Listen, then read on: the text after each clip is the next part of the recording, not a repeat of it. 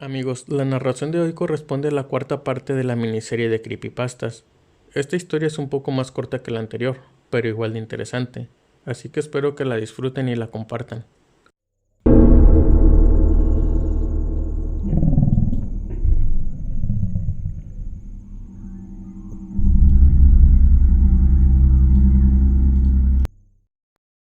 Han pasado 3 meses desde que esa cosa cayó en la Tierra.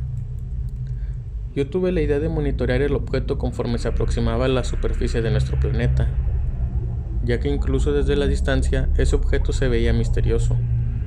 Caía en picada hacia la atmósfera con un ángulo de inclinación increíblemente agudo, pero sin evidenciar ningún cambio de externo de masa.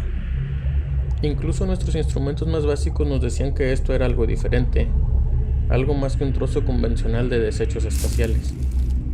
También fue mi idea inspeccionar el sitio del impacto, un cráter incandescente con alrededor de 300 metros de diámetro, sepultado en la profundidad del desierto. Después de un vuelo corto, seguido de unas cuantas horas en vehículo, descubrimos que éramos uno de los primeros equipos de investigación en llegar a la escena, y ciertamente fuimos el único equipo dispuesto a descender por el cráter para examinar el meteorito desde cerca. El aire aún estaba espeso por el polvo a medida que nos abríamos paso por la pendiente del cráter y hacia la roca manchada de color azul que se encontraba al fondo. Descubrimos que era un objeto extraordinario, horrorosamente duradero y aparentemente ileso ante el impacto, el cual había destrozado la tierra a su alrededor.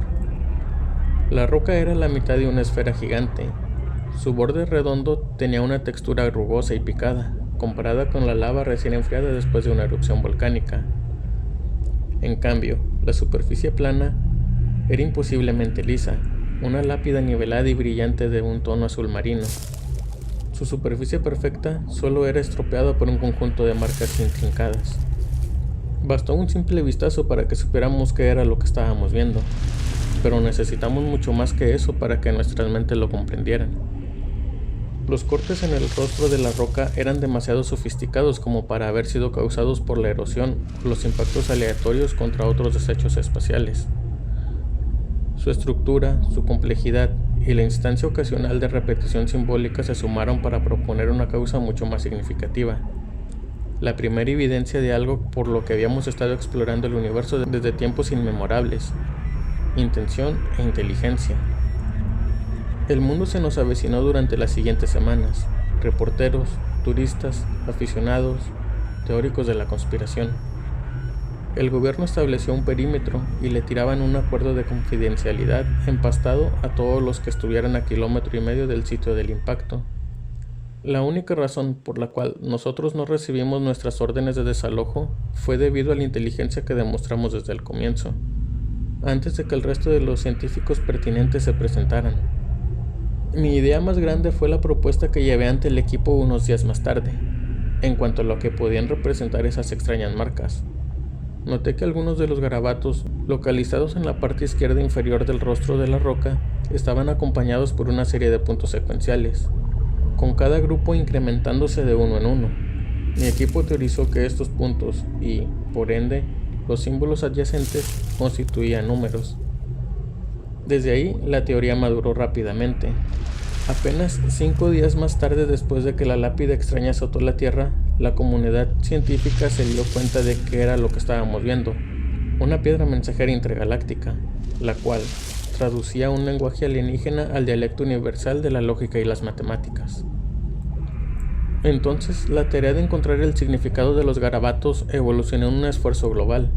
El resto de los garabatos mantenían una progresión lógica, partiendo desde los cálculos más simples hasta descontrolarse en un contexto dinámico que nos esforzábamos meticulosamente por comprender. El lenguaje era eficiente pero descriptivo, combinando declaraciones numéricas y descriptivas de una manera en la que ninguna lengua humana sería capaz de hacerlo. Alrededor de un mes después de nuestro descubrimiento, finalmente comprendimos lo que la lápida estaba tratando de decir. Nos contaba una historia. La historia de una especie creada en los primeros millones de la creación de todo, en las profundidades de los reinos más distantes del universo. Una criatura sin forma, encerrada dentro de las tormentas eléctricas gigantescas de una galaxia que, de no ser por la forma en que la describían, no creeríamos que existiría. El monolito resumía cómo cada descarga eléctrica, cómo cada interacción entre cada partícula dentro del gigante gaseoso tenía una función semejante a las funciones e interacciones del cerebro, formando una mente grandiosa, un ecosistema de ideas, suspendido en la oscuridad del espacio. La especie que evolucionó en este ambiente complejo no habitaba el mundo físico tal como nosotros lo percibimos. Existía como una abstracción de sí misma, como pensamiento de su propio ser. En un sentido menos exacto, pero mucho más directo, eran organismos hechos de ideas conscientes. Fue una científica paranoica quien sugirió que las criaturas podrían propagarse a sí mismas de la misma forma que otras ideas, a través de la traducción y la comprensión. Para cuando nos dimos cuenta de que tenía razón del truco del cual fuimos víctimas, ya era muy tarde.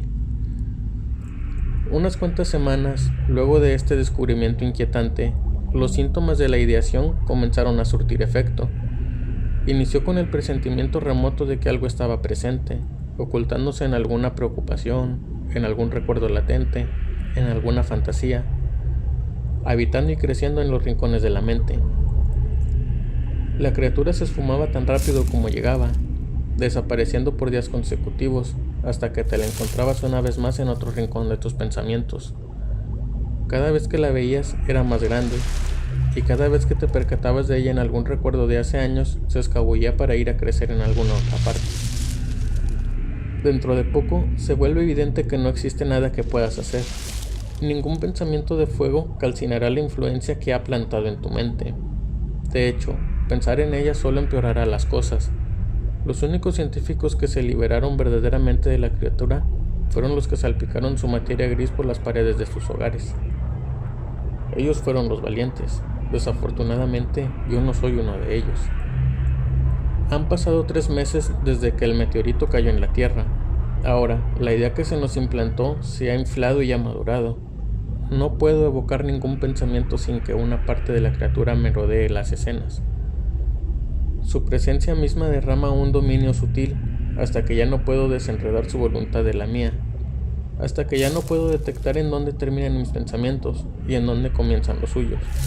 La criatura no es mala, no tiene ningún fin malévolo, simplemente desea lo que todo organismo viviente busca: supervivencia por medio de la propagación.